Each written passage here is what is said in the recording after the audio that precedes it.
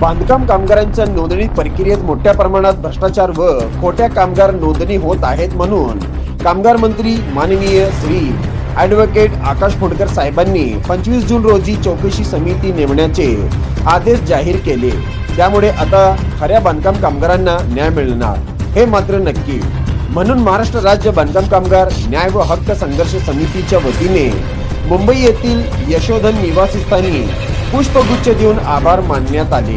त्याचबरोबर बांधकाम कामगारांच्या विविध समस्येबाबत निवेदन समितीचे अध्यक्ष विष्णू कारंपुरी महाराज, सेक्रेटरी सुहेल शेख, खजिनदार गणेश बोड्डू, महिला सदस्य वैशाली बनसोडे यांच्या शिष्टमंडळाद्वारे देण्यात आले। सोलापुरातील बांधकाम कामगारांच्या विविध समस्या व नवीन नोंदणी, भांडी वाटप, मध्यान्ह भोजन, शिष्यवृत्ती मान्यता, अनुदान, अपघाती अनुदान, घर बांधणी अनुदान यामध्ये मोठ्या प्रमाणात ठेकेदार, खासगी दलाल आणि ऑनलाईन दुकानदार हे मोठ्या प्रमाणात कामगारांची लूट करत आहेत अशी तक्रार वारंवार संघर्ष समितीच्या वतीने कामगार मंत्र्याकडे करण्यात आली।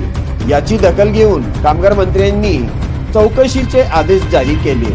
हा संघर्ष समितीचा विजय आहे म्हणून कामगार मंत्र्याचा सत्कार करण्यात आला। त्याचबरोबर काही मागण्यांचे निवेदन देण्यात आले।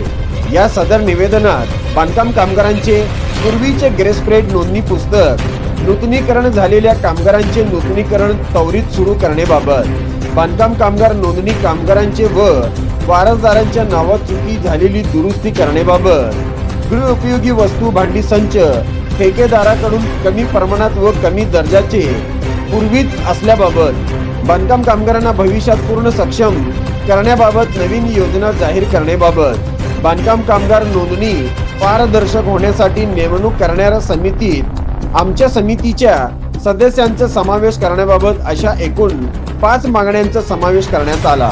सदर निवेदनावर समितीचे अध्यक्ष विष्णू कारंपुरी महाराज, सेक्रेटरी सुहेल शेख, उपाध्यक्ष अंगद जाधव, खजिनदार गणेश बोड्डू, महिला प्रमुख सदस्य वैशाली बनसोडे, महिला प्रमुख सदस्य रेखा अडकी यांच्या सह्या आहेत।